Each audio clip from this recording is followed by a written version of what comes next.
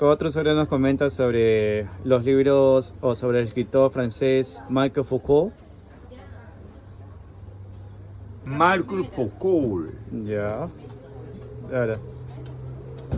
En realidad, el desconocimiento que la sociedad contemporánea, al menos en Lima, tiene sobre Michel Foucault es signo de la época.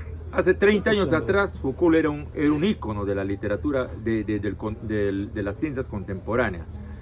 Él es básicamente un psiquiatra, pero forma parte de toda esa corriente que en los años 60 y 70, a partir de la psiquiatría, empezó a examinar y replantear no solamente el papel de la psiquiatría en la función del ser humano, o sea, ¿qué cosa es ser loco? ¿A quién se le dice loco? ¿Qué cosa es ser loco? ¿Eres loco porque realmente tienes una anomalía en tu espíritu o en tu psiqui? ¿O eres loco porque la sociedad te dice que eres loco, que estás disconforme?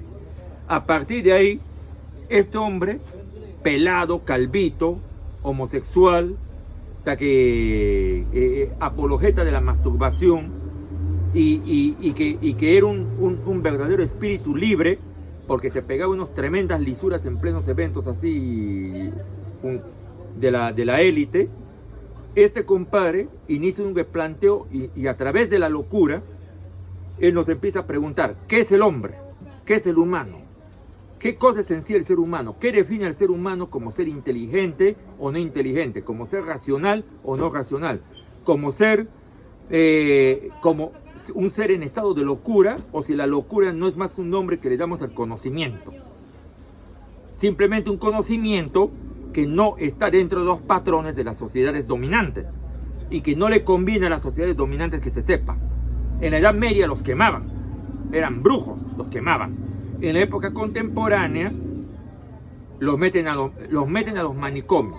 Los únicos seres que dicen la verdad en realidad son los locos y los niños. Por eso a los niños los meten al colegio y a los locos los llevan al manicomio. Pero ¿hasta qué punto eres loco verdaderamente?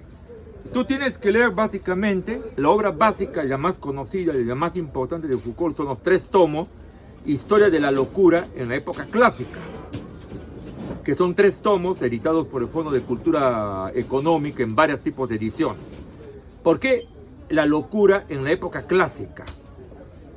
Porque es el estudio de la locura antes de las grandes rupturas de Occidente.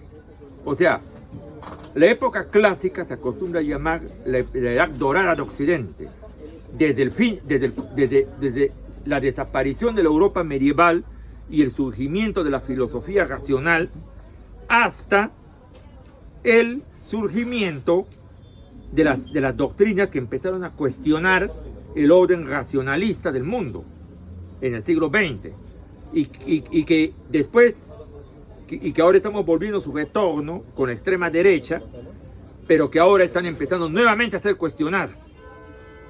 ¿Te das cuenta?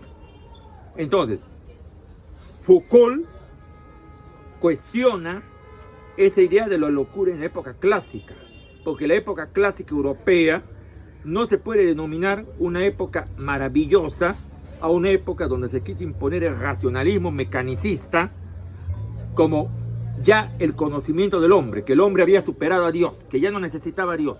El hombre había llegado a conocer la realidad a través del racionalismo. Y el racionalismo no es más que un gran autoengaño donde el ser humano se vende el cuento a sí mismo de que ya conoce el mundo, ya conoce la realidad.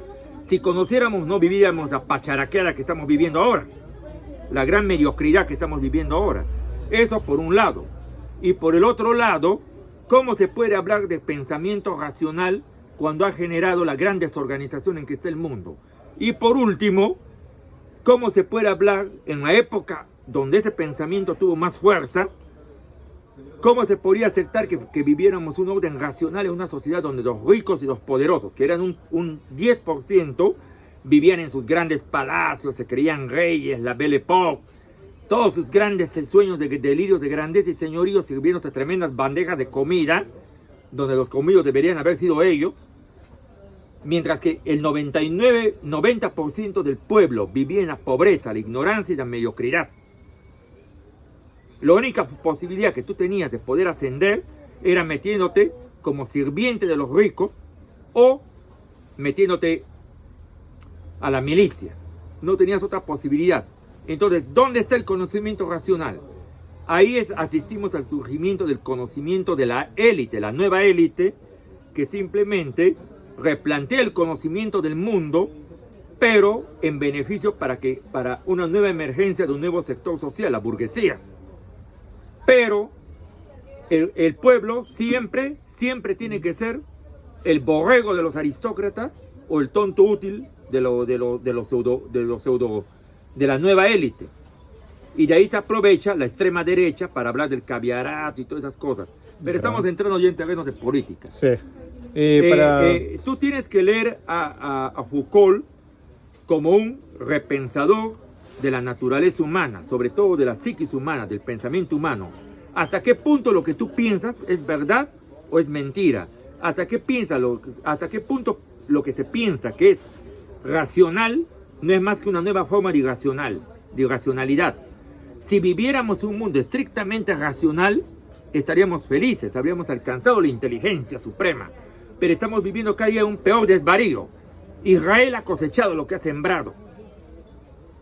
En cambio, el ser humano está caminando cada día más al embrutecimiento, no camina a la inteligencia. El racionalismo no es sinónimo de inteligencia. Estamos cada día más brutos. Entonces, leer a esos pensadores como, por ejemplo, otras en su vertiente inglesa como David Cooper o Ronald Delane, te permiten, o por ejemplo, sobre todo los grandes psiquiatras, analizadores como Giorgio Bassani y otros de la escuela italiana, te permite empezar a repensar tu propia inteligencia incluso. De repente te crees inteligente y eres bruto. De repente te crees sabio y estás locazo. Pero de repente tu locura es más sabia que la sabiduría de muchos falsos profetas. Tienes que leerlo, compadre. Sí, muchas gracias, señor Guillermo. Eso ha sido todo. Y pueden visitarnos en las redes sociales de TikTok. Gracias.